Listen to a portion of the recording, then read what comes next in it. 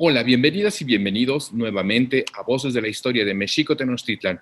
Yo soy Juan Gerardo López, soy el director del Archivo Histórico de la Ciudad de México, Carlos de Sigüenza y Góngora.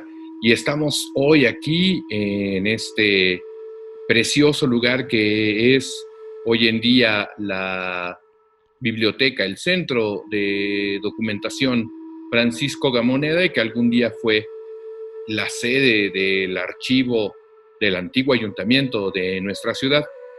Y hemos venido aquí a este lugar simbólico para hablar acerca de las fuentes de información de donde extraemos la imagen, la idea que tenemos acerca de la migración y la fundación de esta nuestra ciudad, de México, y en particular de la Ciudad de México Tenochtitlan, una ciudad que es la que nos sostiene, pero que ya no es fácil ver.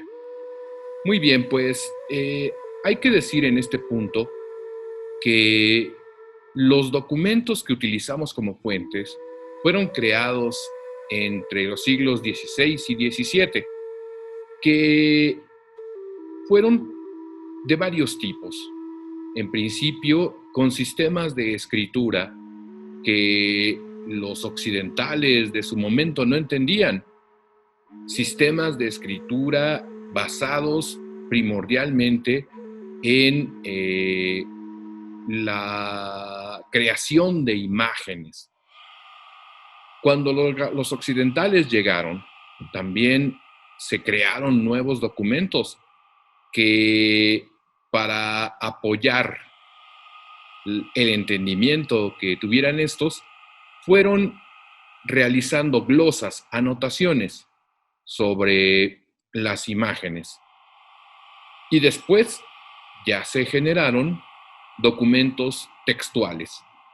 Sobre la historia de la migración y la fundación de Tenochtitlan, se conocen por lo menos 26 fuentes diferentes, entre estas de los sistemas antiguos de escritura, los documentos textuales, alfabéticos y documentos mixtos.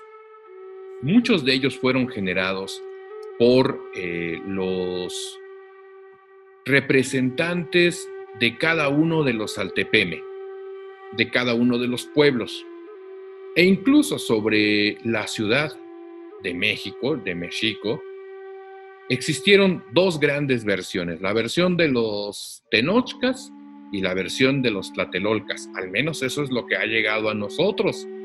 Sabemos también por las fuentes, primordialmente por la recopilación que hiciera Fray Bernardino de Sahagún, que existieron otras versiones de estos mismos hechos que representaban la visión que tenían cada uno de los grupos que integraban esa compleja sociedad de México y de México Tenochtitlan y de México Tlatelolco. Pues bien, en este sentido, es importante que tengamos en consideración que siempre que hablamos de estos hechos, lo hacemos desde estas fuentes de información que tienen unas ciertas características porque fueron creadas para propósitos muy particulares.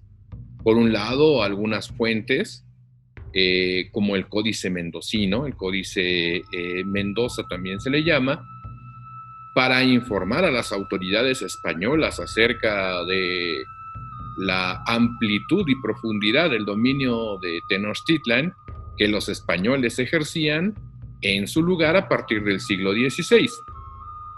Otros para defender los derechos de un altépetl en particular o de una familia de ese altépetl a gobernarlo. Otros también para informar a los frailes acerca de la historia y las costumbres de los mesoamericanos que iban a ser evangelizados. Esos son, digamos, los cristales por los cuales podemos mirar, a través de los cuales podemos mirar ciertas imágenes que nos llegan, que llegaron hasta nosotros, que se conservaron por muy diversas razones. Por una parte, algunos documentos se conservaron porque fueron enviados a bibliotecas desde un momento muy temprano, desde el propio siglo XVI, como el caso del Códice Mendocino. Otras porque fueron recopilados y conservados por familias indígenas que basaban en ellos sus reclamos a dirigir sus pueblos. Otros porque los frailes los conservaron en sus bibliotecas, muy particularmente en la biblioteca de San Francisco, del convento de San Francisco, del convento de San Gregorio, por poner solamente 2 ejemplos. De manera que estos documentos llegan a nosotros, como les repito, filtrados, pero también nos permiten hacernos una idea, a leerlos, a conocerlos, de cuál era la situación que imperaba cuando fueron escritos. Vamos a darle voz a un ejemplo. A don Hernando Alvarado Tezosomoc, quien nos dice con toda claridad por qué, para qué y para quiénes fue escrito este documento tan rico en información que es la Crónica Mexicayo, escrita en náhuatl. Escribió también él, el mismo Fernando Alvarado Tezosomoc o Hernando Alvarado Tezosomoc, otro documento en castellano conocido como Crónica Mexicana. Pero de esta Crónica Mexicayo, en la traducción del maestro Adrián León, vamos a retomar un pequeño fragmento que nos dice por qué se escribió esta crónica. Dice así: Tlatelolco nunca nos lo quitará, porque no es en verdad legado suyo. Esta antigua relación y escrito admonitorios son efectivamente nuestro legado. Por ello es que al morir nosotros, lo legaremos a nuestra vez a nuestros hijos y nietos, a nuestra sangre y color, a nuestros descendientes, a fin de que también ellos por siempre lo guarden. Fijaos bien en esta relación de los ancianos que aquí queda asentada. Vosotros que sois nuestros hijos, y vosotros todos que sois mexicanos, que sois tenochcas, aquí aprenderéis cómo principiará la referida gran población, la ciudad de Mexico-Tenochtitlan, que está dentro del Tular, del Cañaveral, y en la que vivimos y nacimos nosotros los tenochca. Pues bien, esta relación nos lleva a conocer la diversidad que existía al interior de la Ciudad de México, con sus 2 grandes centros, Tenochtitlan y Tlatelolco. Esta diversidad fue borrada a través de estos 500 años y hoy para nosotros no es tan fácil reconocerla.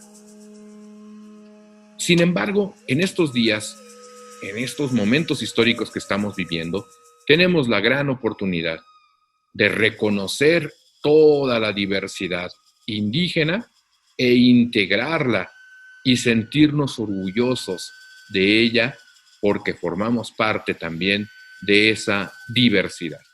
Vamos a continuar con otros análisis y a retomar nuestro recorrido por los lugares de la migración de los aztecas en las siguientes voces de la historia de Mexico-Tenochtitlan. Hasta entonces.